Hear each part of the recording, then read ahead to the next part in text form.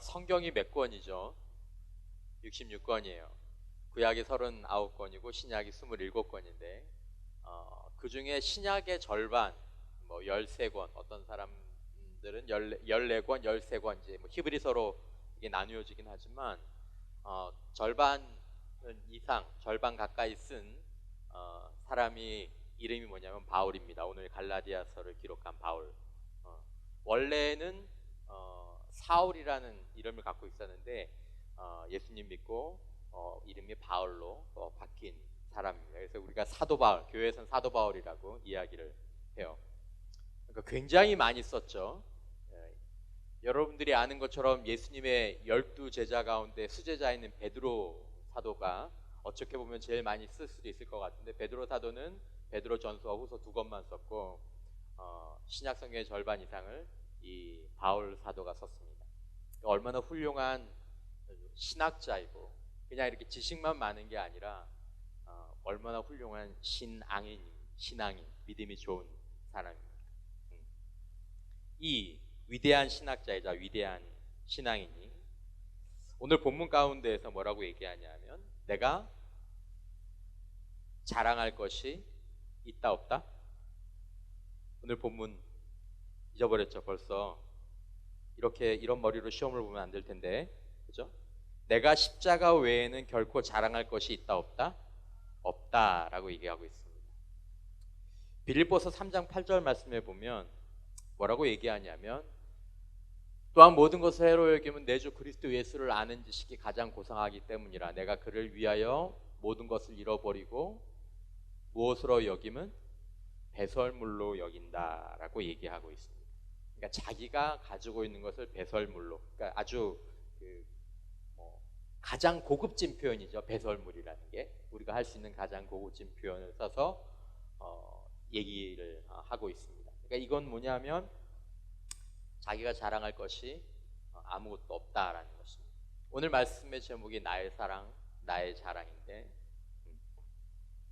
어떤 사람이길래 여러분 가운데서 이 바울이라는 사람에 대해서 아는 사람도 있고 잘 모르는 사람도 있겠지만, 정말 이 바울이라는 사람이 정말 이렇게 자랑할 것이 없는 사람이냐. 오늘날 우리가 사는 삶 가운데에서 굉장히 중요한 것 중에 하나가 이 자랑이거든요. 이 자랑이라는 건 이제 자긍심이에요. 자부심. 여러분들은 혹시 뭘로 좀 그래도 자랑하고 싶습니까? 여러분들 입으로 차마 이야기하지는 못하겠지만, 좀 예쁘시고 예쁜 자매들도 많고, 잘생긴 자매가 아니구나. 잘생긴 형제들도 많고, 뭐 옷도 잘 입는 또 똑똑한 사람도 있고, 뭐 어떤 것들이 있는지. 오늘 셀 모임 첫 번째 그 나눔이 옆에 있는 사람에게 자랑할 만한 거 하나 좀 얘기해 주는 게 이제 오늘 나눔의 첫 부분들인데, 어떤 사람이냐 하면 여러분, 빌립보서 3장 4절에서 6절 말씀을 한번 보도록 하겠습니다. 이건 이제 뭐라고 얘기하냐 하면, 다른 사람들이 막 이렇게 자기에 대해서 자랑하는 걸 보면서 바울이 얘기를 하는 거예요. 뭐라고 얘기냐면, 그러므로 나도 육체를 신뢰야만 하며 만일 누구든지 다른 이가 육체를 신뢰할 것이 있는 줄로 생각하면 나는 더욱 그러하리라. 나는 8일 만에 할례를 받고, 그러니까 정통 유대인이라는 거예요. 정통 유대인. 그러니까 여러분 가운데서 때로 난 유아 세례 받았어, 이거하고 비교가 안 되는 만큼 8일 만에 할례 받는 거. 예수님도 유대인으로서 8일 만에 할례를 받으시거든요. 이스라엘 족속이요, 베냐민 지파, 굉장히 유력한 지파입니다. 히브리인 중에 히브리인이고 율법으로는 바리새인이다. 그러니까 유대교 사회에서 가장 탑 클래스 중에 탑 클래스에 속하는 사람이다라는 것입니다. 사도행전 2장 30절 3절 말씀에 보면 뭐라고 얘기합니까? 2장 여기 이 본문이 좀 잘못되는데, 다른 본문에 보면 여러분, 사도행전에 보면 뭐라고 얘기하냐면, 사도 바울이 자신을 나는 가말리엘 문화에서 수학한 사람이다라고 얘기를 합니다. 나는 길리기아 다소 출신이다 라고 이야기합니다. 이 말은 무슨 말이냐면, 자기가 정통 유대일 뿐만 아니라 자기는 나면서부터 로마인이고, 그리고 자신은 그 당시 교육받을 수 있는 가운데서 가장 좋은 곳에서 교육을 받은 사람이라는 거죠. 그러니까 소위 요즘 말로 얘기하면 무슨 수저예요? 금수저죠. 금수저. 그리고 여러분 굉장히 여러분들 보시기에 굉장히 똑똑한 사람이에요. 엄청 똑똑한 사람이에요. 그러니까 이 사도 바울이 젊었을 때부터 유대인 공동체 가운데 저 친구는 굉장히 크게 될 인물이야. 사도행전에 보면 뒤에서 살펴보겠지만 청년 사울이라고, 젊은 사람 사울이라고 얘기하면서 그 사람 앞에 이렇게 모여서 그 사람을 중심으로 활동하는 모습들을 보게 되는 거죠. 근데 여러분, 이 바울이 이 모든 스펙을 뭐라고 얘기하냐면 이것이 더럽다. 이것이 더럽다.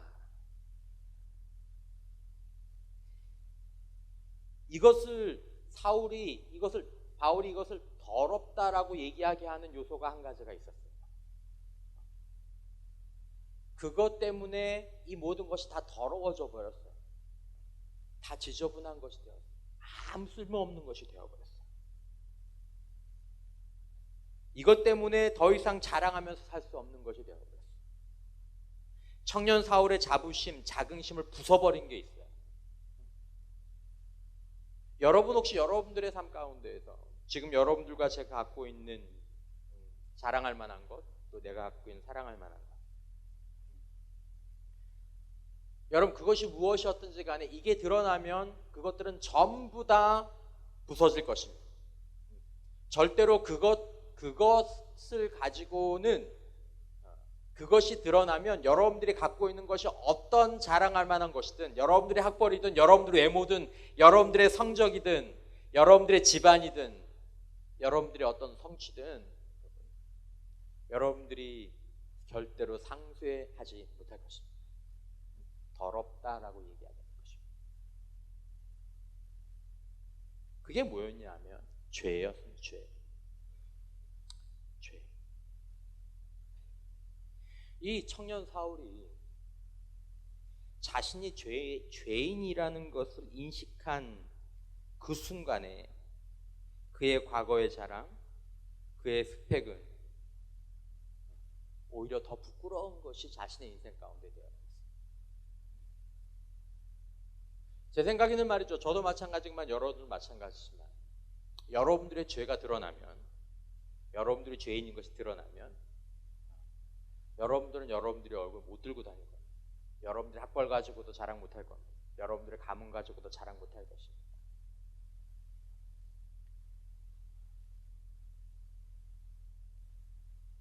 여러분, 사도 바울이 디모데전서 1장 15절에서 이렇게 얘기합니다.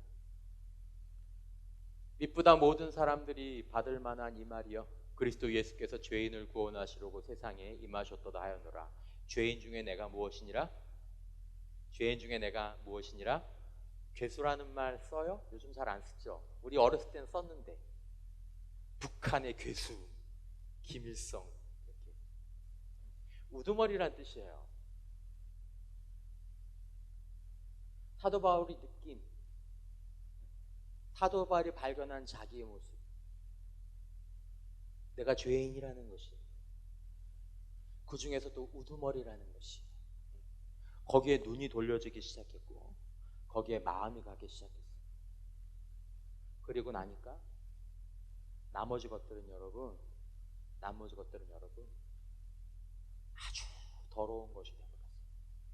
간혹 이 본문을 가지고 여러분 그리스도를 아는 지식에 비하면 이것들은 더럽다라고 얘기하는 그런 경우들이 있는데 그것도 맞는 말씀이에요.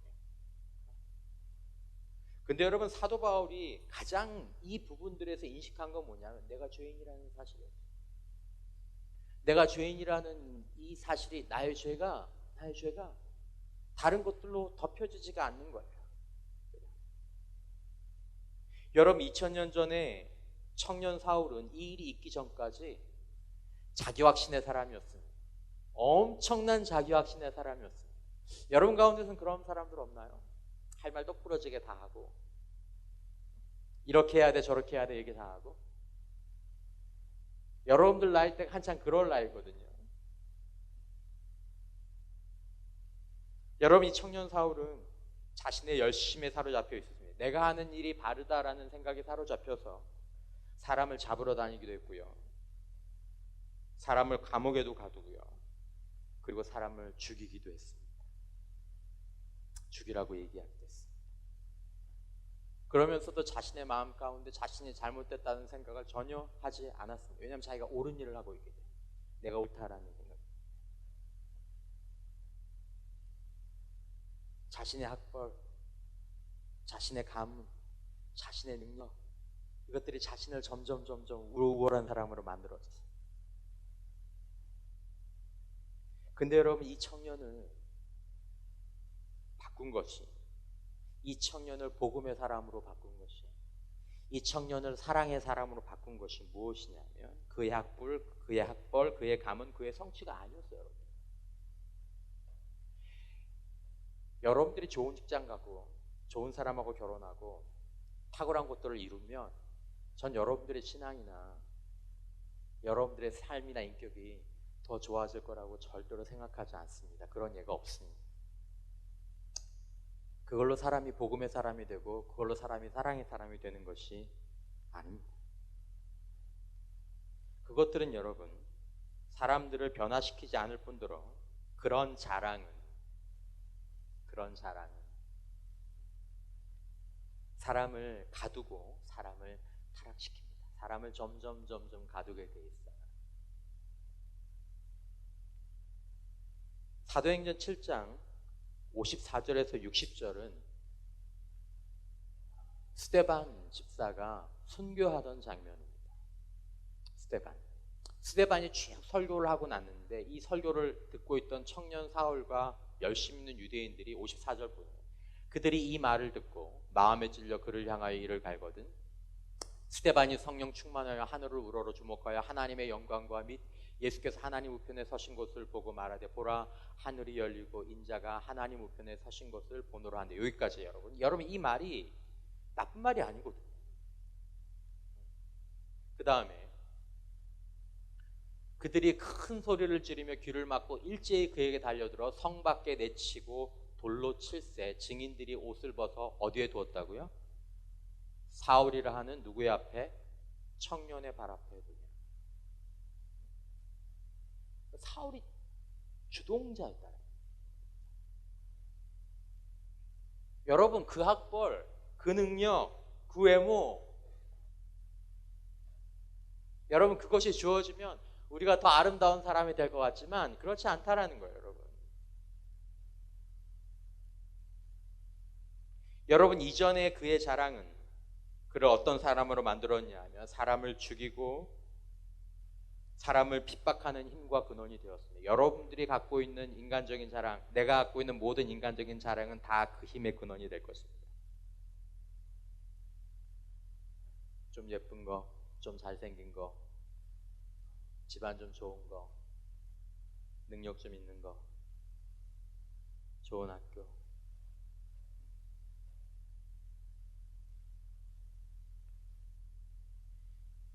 여러분 그의 마음 가운데, 그의 삶에는 여러분 이 청년 사울의 마음 가운데에는 미움이 있었고 분노가 있었습니다. 그의 삶에는 편가르기가 있었어요. 너는 괜찮은 사람, 너는 안 좋은 사람, 쓸모 있는 사람, 쓸모 없는 사람. 여러분 그것을 잘못이라는 것들을 깨닫지 못합니다. 여러분 사람이 자신의 자랑 가운데에서 자신의 자랑으로 자신이 자랑할 만한 것들로 마음속에 꽉 차 있을 때 나타나는 특징 중에 하나가 뭐냐면 미워하는 거예요. 사람을 이렇게 밀어내는 거예요. 그리고 본인은 잘 모르지만 미움을 많이 받아요.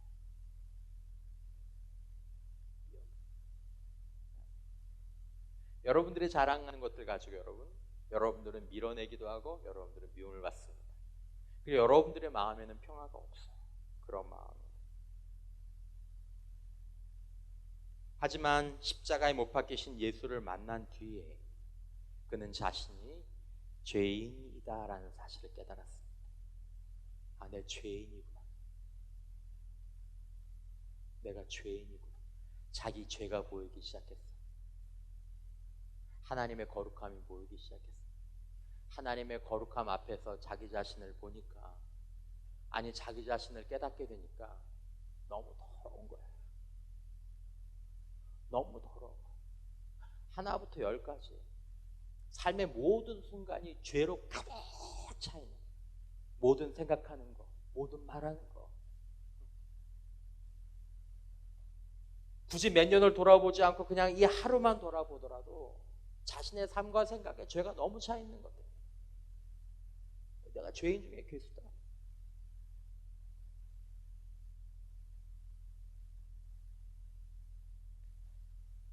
여러분, 그때부터 그의 모든 자랑과 그의 모든 행동들은 부끄러움이 되었고 수치가 되었고 배설물이 되었습니다. 여러분, 자신이 죄인이라는 것을 깨닫는 것은 고통스러운 일입니다. 그래서 이것들을 우리가 별로 안 좋아해요. 우리는 고통스러운 것들은 일단 피하고 보려고 하고 피하려고 해요. 근데 여러분, 놀라운 것은 무엇입니까? 사람이 그렇게 자랑할 일들이 있을 때는 그렇게 안 변하다가 언제부터 사람이 변하냐면 자신이 죄인이라는 것을 깨닫고 고통받는 그때부터 사람이 선해져요. 그때부터 사람이 아름다워져요. 다가가고 싶은 사람이 돼요. 남들에게 그때부터 다가가게 돼요. 그때부터 세상과 삶을 보는 눈이 바뀌어요. 여러분, 자신의 죄에 대해서, 자신의 잘못에 대해서 깨닫고 마음 아파하면서 눈물을 흘리면서 여러분, 영혼에 뭐가 찾아오냐면 평안이 찾아와요. 이게 아이러니예요, 여러분. 여러분들 마음 가운데, 내 마음 가운데 왜 평안이 없는지 아세요? 왜 선함이 없는지 아세요? 왜 사랑받지 못하고 왜 사랑하지 못하는지 아세요, 여러분? 죄예요, 죄. 죄가 있는데, 죄인인데 그것들을 인정을 안 하는, 깨닫지도 못하는, 어디에만 집중하는가? 내가 자랑할 것, 자랑스러운 나, 너무 예쁜 나, 할렐루야, 너무 멋있는 나, 너희들과는 다른 나,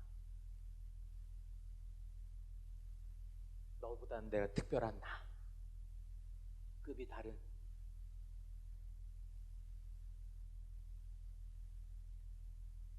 여러분, 왜 사람이 나아지지 않는지 아십니까?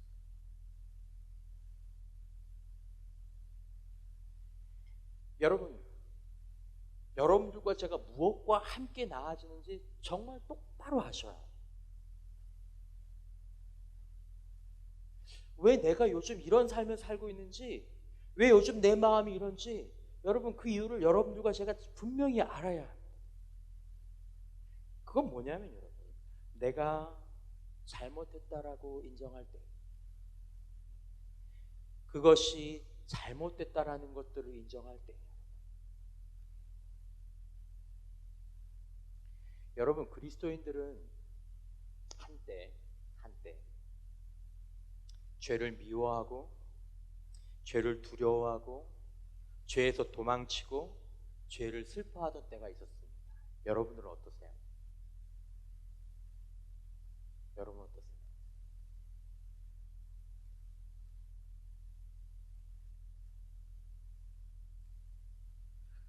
여러분, 오늘날 여러분들의 삶 가운데에서, 저도 마찬가지지만 요즘 우리들 그리스도인의 삶 가운데에서 정말 많이 잃어버린 것 중에 하나가 뭐냐면, 잘못된 것에 대해서 잘못됐다고 얘기하는 이 능력. 이게 왜 잊어버렸냐 하면, 시간이 가지면 조금 얘기해야 될 게 뭐냐면, 여러분, 하나님은 사랑이십니다. 믿습니까? 여러분들과 제가 죄를 졌다고 해서 우리를 향한 하나님의 사랑이 끊어지지 않아요. 바뀌지 않아요. 우리 부모님들은 잠깐 우리들의 잘못된 행동 때문에 우리를 진짜 잠깐은 미워할 수 있어요. 하지만 하나님은 우리의 잘못이나 우리 죄 때문에 우리를 미워하시지 않아요. 하나님의 사랑은 변하지 않아요. 여러분, 우리가 잘못했다고 해서 하나님께서 나 이제 너 내 자녀 안 삼을 거야, 너의 구원은 이제 취소됐어, 네가 죄를 그렇게 지니까 너는 죄에 따라서 너는 이제 더 이상 내 자녀가 아니야, 우리의 구원의 문제가 취소되지 않아요. 우리의 죄와 잘못 때문에. 여러분, 이 진리를 다시 회복하는 건 너무너무 중요한 부분이에요. 근데 여러분, 하나님의 사랑과 구원이 우리들 가운데 분명하게 있다고 해서 우리의 잘못이 아닌 게 아니에요.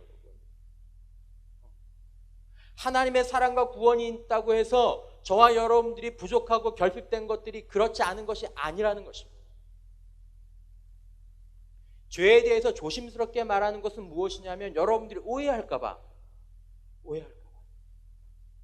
죄라고 얘기하면 그 죄가 곧 하나님의 사랑을 박탈하는 것이고 그 죄가 곧 하나님의 구원을 박탈하는 것일까봐. 아니에요, 여러분. 우리의 죄가 하나님의 사랑과 하나님의 구원을 박탈하지 않아요. 문제는 우리의 죄가 우리를 망치고 우리와 하나님 사이의 관계를 망치게 된다는 거예요. 잘못된 건 잘못된 거예요. 잘못된 것에 대해서 잘못되었다고 얘기해야 된다는 거예요. 하나님의 사랑 안에서, 하나님의 구원 안에서. 근데 그 얘기를 안 해요.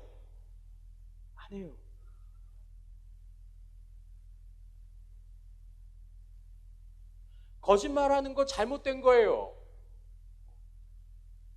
욕하는 거 잘못된 거예요. 허튼 말 하는 거 잘못된 거예요. 시기하는 거 잘못된 거예요. 질투하는 거 잘못된 거예요. 하나님, 제가 잘못했습니다. 하나님, 잘못됐습니다. 하나님, 죄입니다. 각자의 영적인 수준에 따라서 죄의 기준은 달라질 수 있습니다. 어린아이들은 모르고 그것들을 할 수 있어요. 하지만 영적으로 수준이 올라가면서 자기 자신에 대한 기준이 점점 올라가는 거예요. 사도 바울이 왜 자신을 죄인 중에 괴수라고 얘기했겠어요? 그 사람이 질투하고, 그 사람이 간음하고, 그 사람이 도둑질하고, 그 사람이 뭘 다른 어마어마한 것들을 했겠습니까? 그의 기준이 올라간 거예요. 하나님의 거룩하심 앞에서.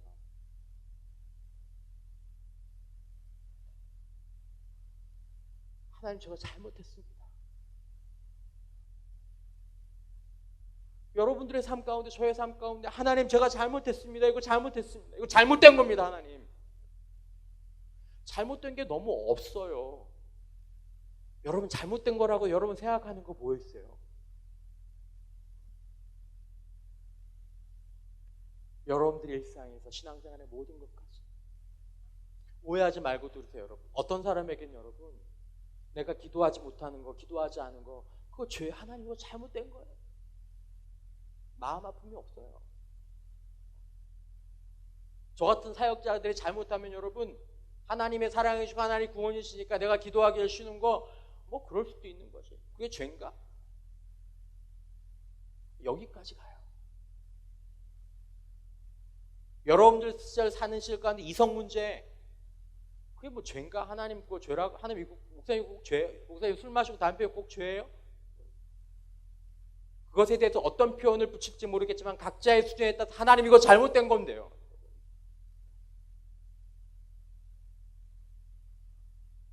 심각한 죄를 범하지 않았더라도 마음속으로 누구에 대해서 잘못된 의도를 하나 품은 것 가지고도 마음 아파하는 거, 그게 성숙한 사람이에요. 하나님 이거 하나님 기뻐하시지 않는 건데요.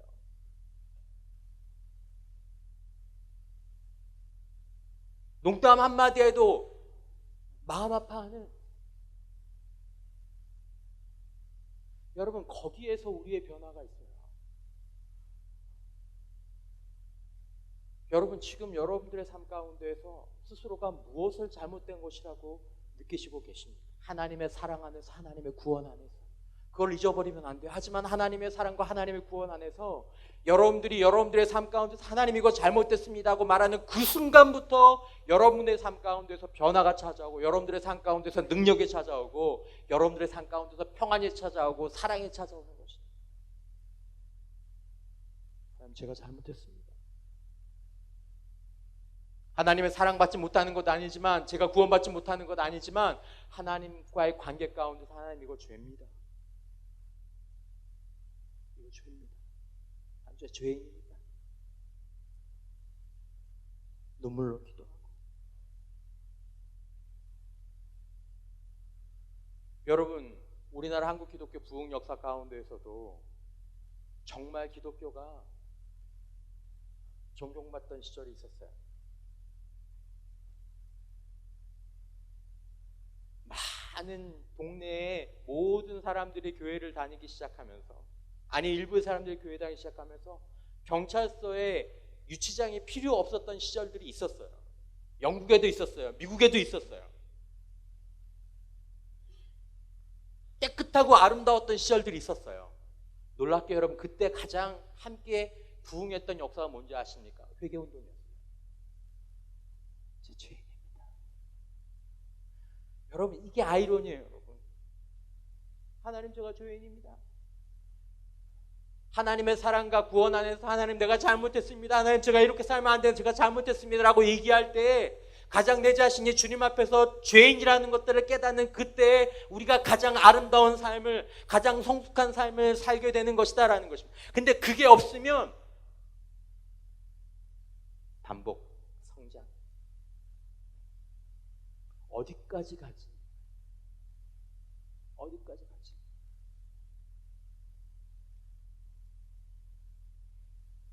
여러분, 세상 자랑이 우리를 가려주지 않습니다. 바울은 죄인임을 깨닫고 비로소 변했습니다. 자기 자신을 보는 눈이 변했고 사람들을 보는 눈이 변했습니다. 그리고 세상을 보는 눈이 변했습니다. 여러분, 이게 이상한 일이에요. 여러분, 회개해 보시면, 내가 잘못했다는 것들을 인정해 보시면 나에 대한 짐이 내려집니다. 내가 잘못했다는 것들을 인정하면 다른 사람들이 마음에 들어옵니다. 내가 잘못했다는 것들을 인정하면 세상이 달라지게 보입니다. 사도 바울은 사람을 이해하게 되었고 사랑하게 되었고 긍휼히 여기게 되었고, 사도 바울은 비로소 진정한 삶을 살게 되었습니다. 내가 죄인입니다. 예수님 만나서 깨달은 게 그거예요. 내가 죄인입니다. 도스토옙스키의 죄와 벌이라는 두꺼운 책이 있습니다. 보셨으면 좋겠는데 아마 안 보실 것 같아요. 거기에 두 주인공이 나오는데, 원래 다른 라스콜리니코프라고 남자 주인공이 있는데 보통 그 사람을 로자, 앞에 로자라고 얘기하고 여자 주인공을 소냐라고 얘기합니다. 이 로자는 아주 공부를 많이 한 엘리트, 합리주의적인 이성주의자, 정의를 신봉하는, 자기 하는 행동에 확신을 가져요. 이 사람이 자신의 이성적인 판단과 그 정의에 근거해서 고리대부업을 하는 여인과 할머니와 그리고 그 동생을 죽입니다. 그게 정의를 실현하는 방법 중에 하나라고 생각하고 죽입니다. 반면에 이 소냐라는 여인은 가정을 위해서 몸을 팔았던 여인입니다. 되게 매춘입니다. 이 두 사람이 이 이야기를 쭉 끌고 가는데, 이 로자가 정의에 대해서 자신이 그렇게 실천한 이후에 놀랍게 발견하는 것 중에 하나가 뭐냐면, 자기 안에 그의 마음 가운데 평안이 없는 거예요. 자기 자신이 그렇게 자부심을 가지고 있는, 여러분들 가운데서 여러분들 자신에 대한 자부심과 자랑이 많은 사람들이 있잖아요. 여러 문학작품이나 사람들의 얘기를 불려보면 자기 안에 자부심이 많은 사람 마음 가운데 평안이 없을 수 있는 가능성이 높아요. 두려움이 많은, 쉼이 없는, 자신이 특별하다고 생각하면 할수록, 소냐 같은 사람과 자신을 구분을 둘수록. 그런데 여러분, 이 소냐는 끝까지 받아들여주고 수용해줍니다. 사랑하는 건 아니지만 계속 끝까지. 이 소냐가 가장 좋아하는 성경의 이야기가 뭐냐면, 예수님께서 나사로를 살리신 이야기.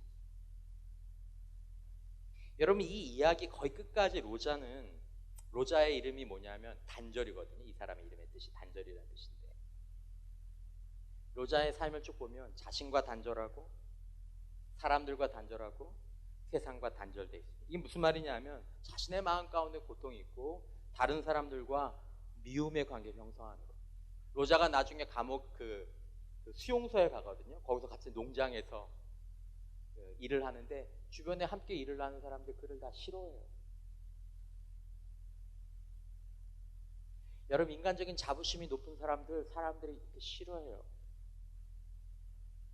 여러분들 자랑하고 자부심 높은 사람 좋아요, 싫어요? 솔직히 얘기해보세요. 좋아요, 싫어요? 목사님이 여기서 야씨 너네 나 같은 사람들 많은 걸 다행인 줄 알아. 이렇게 얘기하면 여러분들 목사님 막 그럴 거예요? 재수없어 그러지. 재수없어요.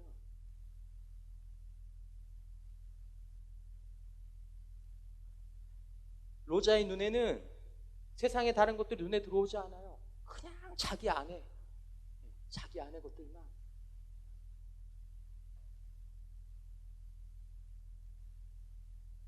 이 글에 보면 이런 얘기야. 로자는 여전히 자신의 범죄를 뉘우치지 않았다. 잘못이라고 인정하지도 않았다. 자기 행동은 정당했고 다만 압박을 견뎌내지 못했을 뿐이라고 여겼다. 아직도 그는 자기가 다른 사람보다 더 우월하다고 생각하고 있었던 것이다. 여러분 가운데 혹시 그런 사람이 있습니까? 그러니 다른 죄수들이 그를 잘난 인물이라고 인정하기는커녕 무시하고 따돌리는 것은 당연했다. 반면에 소냐는요, 매춘을 했잖아요. 예수님을 의지하면서. 그러면서 나사로의 이야기를 생각하면서 어떤 이야기를 하냐면 죽은 자를 살리시는 예수님. 여러분, 누군가 다시 살아나면 반드시 뭐가 필요합니까? 죽어야죠. 다시 살아나려면 반드시 뭐가 필요해요? 죽어야 하잖아요. 죄인으로 정죄받는 게 뭐냐면 죽는 거예요. 난 죄인. 낮아지는 거예요.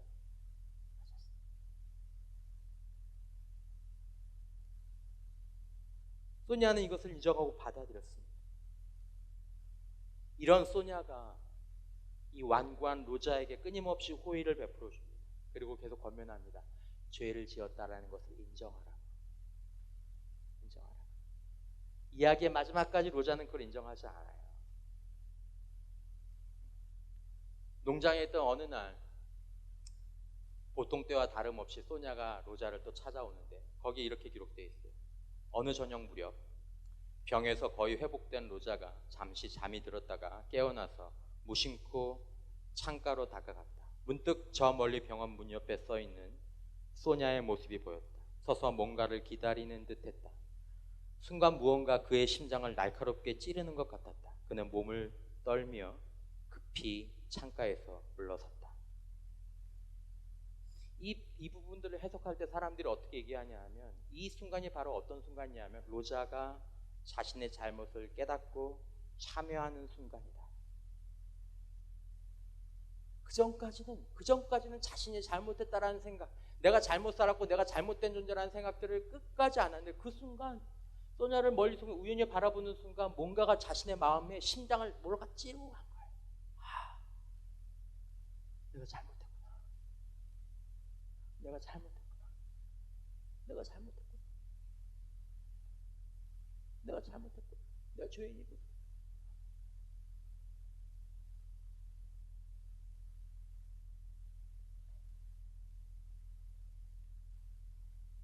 여러분, 로자가 잘못을 깨닫고 참여합니다.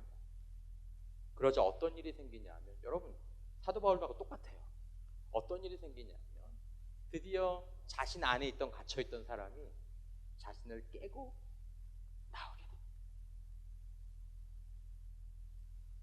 어떤 사람들은 이것을 자신을 더 큰 관점에서 바라보게 되었다라고 얘기하지만 이것은 무슨 말이냐면 다른 사람을 사랑할 수 있게 되었어요. 정말 아이러니한 부분이지만 죄의식을 느끼고 그로 인한 고통과 고난을 받아들였더니 내가 죄인이구나, 내가 잘못했구나, 이것들을 받아들였더니 마음이 한결 자유로워졌다라는 것입니다. 그러면서 여러분, 이 책에서 가장 아름다운 구절이 나오는데 어떤 구절이냐면 로자에 관한 구절입니다. 로자는 창고에서 강 기슭으로 나와 쌓여있는 통나무 위에 걸터 앉아 광활한 강을 바라보기 시작했다.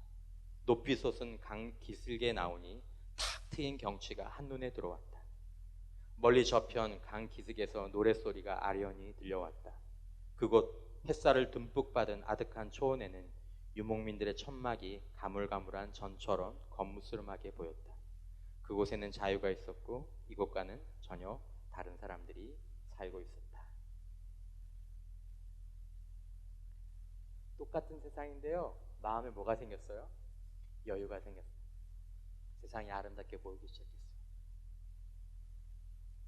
여러분들 주변의 세상이 어떻게 보이세요? 다른 사람들이 어떻게 보이세요? 여러분들 좀 편안하신가요? 성경은 얘기하는데 너희의 죄와 네가 죄인이라는 사실을 인정하지 않으면 그것이 너를 가두게 될 거야. 그것이 너로 하여금 거친 말을 하게 하고 미워하게 하고 판단하게 하고.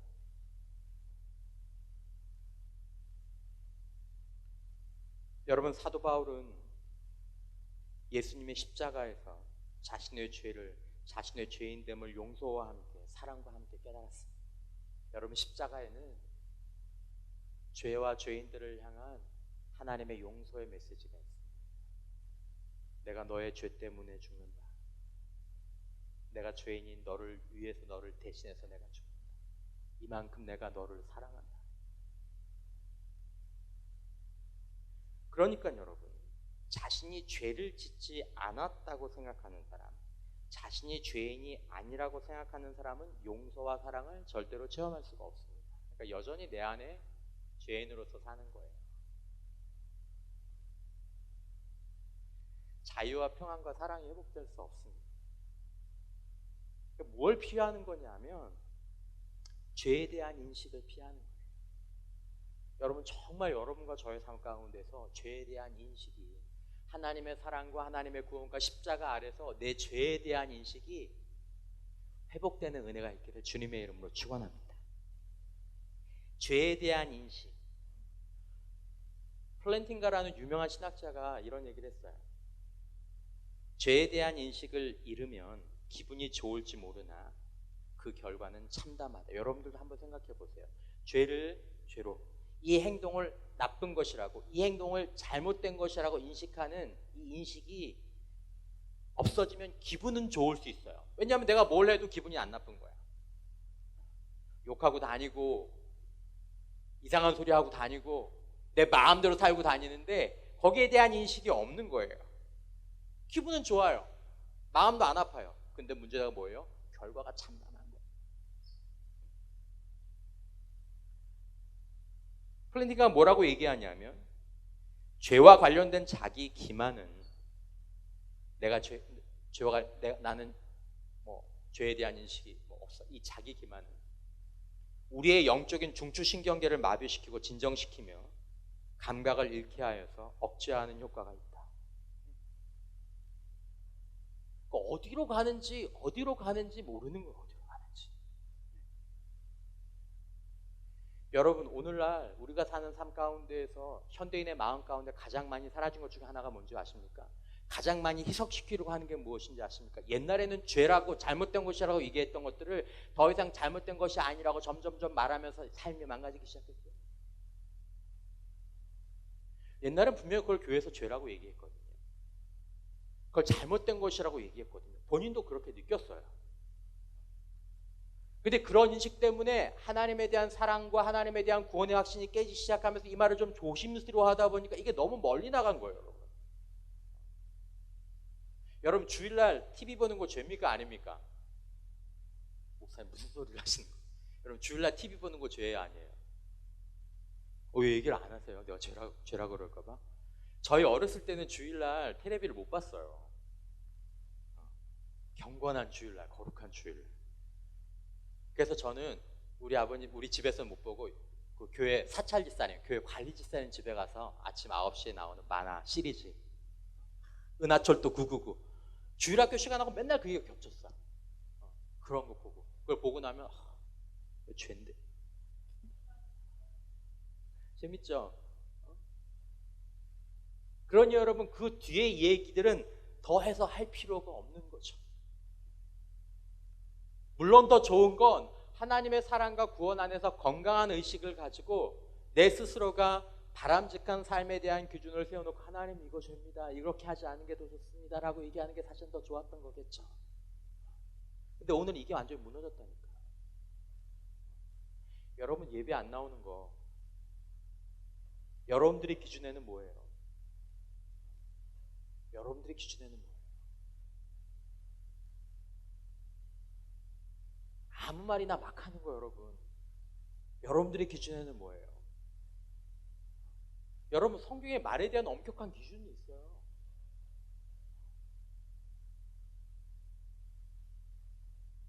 더 얘기하지 않아도 되겠죠. 죄덩어리요. 죄덩어리, 죄덩어리. 가려지지가 않는 죄덩어리. 여러분들의 생각 하나하나 끄집어내보세요.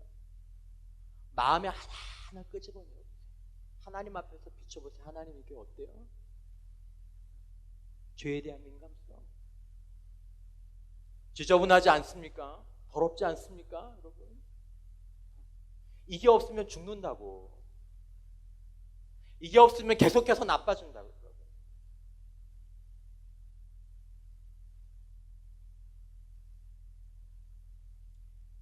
플랜팅가가 얘기하면서 이런 악기에 대한 얘기했어요. 여러분 우리가 세션이 있잖아요. 키보드 A, B가 있고 드럼이 있고 기타가 어쿠스틱이 있고 베이스가 있고 여러분 연주할 때 연주하는 사람들이 서로 저 사람이 연주하는 걸 들어요, 안 들어요? 듣죠? 자기 마음대로 하치면 어떻게 돼요? 완전히 난리가 나죠. 죄에 대한 인식은 그런 겁니다. 내 삶 가운데 듣는 거예요. 아, 이게 하나님의 음성을 듣는 거예요. 이게 아니구나, 이게 잘못됐구나. 하나님께서 우리들의 삶 가운데서 말씀하시는 그 연주를 들으면서 내 삶을 살아가는 거예요. 그러면 하나님의 음표대로, 하나님의 악보대로 내 삶이 음악이 되는 거죠. 하나님 말씀하세요. 그거 잘못됐다. 아니면 이쪽으로 가는 게 더 좋다. 여러분, 하나님으로부터 우리가 아야, 그거 잘못됐다 라는 이야기들을 저와 여러분들이 듣기를 원하는 마음들이 진심으로 회복되는 은혜가 있기를 주님의 이름으로 축원합니다. 여러분, 로마서 8장 1절에서 4절까지의 말씀. 그러므로 이제 그리스도 예수 안에 있는 자에게는 결코 정죄함이 없나니 이는 그리스도 예수 안에 있는 생명의 성령의 법이 죄와 사망의 법에서 너를 해방하였습니다. 율법이 육신으로 말미암아 연약하여 할 수 없는 것을 하나님이 하시나니 곧 죄로 말미암아 자기 아들을 죄 있는 육신의 모양으로 보내어 육신의 죄를 정하사 육신을 따르지 않고 그 영을 따라 행하는 우리에게 율법의 요구가 이루어지게 하려 하십니다. 여러분, 십자가의 본질은 죄와 그로 인한 죽음, 그게 십자가예요. 십자가에는 두 개가 있어요. 죄가 있고 죽음이 있어요. 여러분들에게 십자가가 여러분들의 죄와 여러분들의 죽음을 의미하지 않는다면 십자가는 여러분들에게 아무 의미가 없는 거예요. 하지만 여러분 자신이 죄인이라는 것들을 깊이 생각하고 자신의 죄가 너무 부끄럽고 너무 수치스럽고 너무 마음 아픈 사람들에게는 여러분, 내 학벌보다 내 재능보다 내 외모보다 가장 귀하고 아름다운 게 십자가인 줄 믿습니다. 그 십자가가 너무 고마워. 그 십자가가.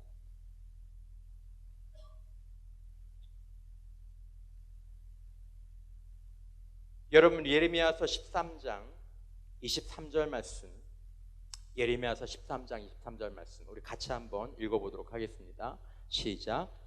표범이 굿수이니 그의 피부를, 표범이 그의 반점을 변하게 할 수 있느냐?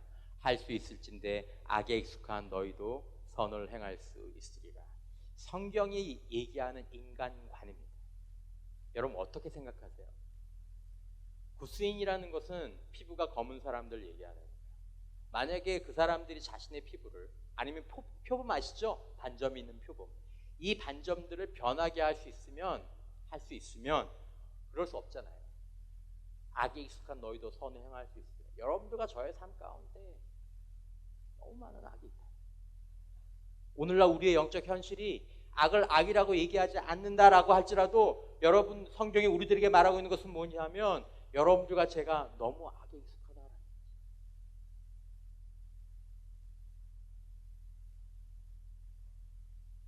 여러분, 이런 우리를 위해서 갈라디아서 3장 13절 말씀 같이 한번 읽어보겠습니다. 시작. 그리스도께서 우리를 위하여 저주를 받은 바 되사 율법의 저주에서 우리를 속량하셨으니 기록된 바 나무에 달린 자마다 저주 아래에 있는 자라 하였습니다. 여러분, 예수 그리스도께서 나를 위해서, 나의 죄와 이것을 위해서 십자가에서 저주를 받으셨어요. 그래서 이 더러운 내 죄가, 이 죄인이 하나님의 자녀가 되는 거예요. 여러분 가운데서는 내가 그렇게 나쁜 죄를 졌나? 라고 생각하는 사람들도 있을 거예요. 이 죄에 대한 인식은 점점 자라게 됩니다. 하나님의 사랑과 구원 안에서. 하나님의 거룩함을 보면 여러분들과 제가 우리의 죄에 대해서 더 분명하게 인식하게 될 것입니다. 여러분, 예수님의 십자가가 우리의 죄를 사하시고 우리를 하나님의 자녀 삼아 주셨습니다. 그 십자가가 우리를 진정으로 자랑스럽게 할 만한 유일한 것입니다. 우리는 우리의 죄 때문에 다른 것으로는 우리를 자랑할 수가 없습니다. 아니, 다른 것으로 우리를 자랑하다 보면 우리가 무너지게 되어 있어요. 우리가 망가지게 되어 있어요.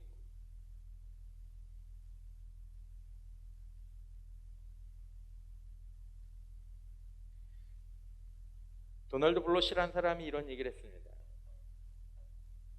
감옥이 흔들리고 감옥 문이 열렸지만 우리가 감방을 떠나 자유의 빛 속으로 나아가지 않는 한 우리는 실제로 아직 풀려나지 않은 것이다.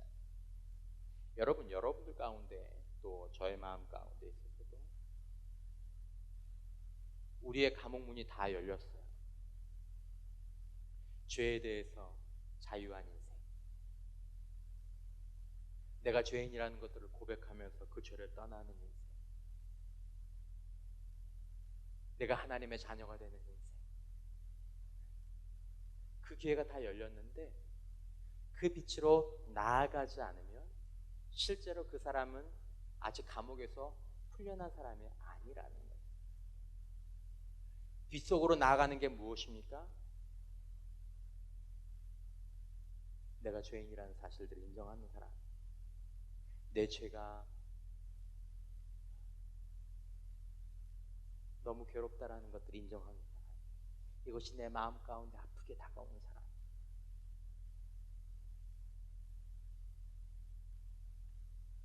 여러분, 우리 인생 가운데에서 우리를 정말로 아름답게 변화시킬 수 있는, 우리를 살릴 수 있는 그 사랑, 우리를 살릴 수 있는 그 자랑은 예수 그리스도의 십자가뿐입니다.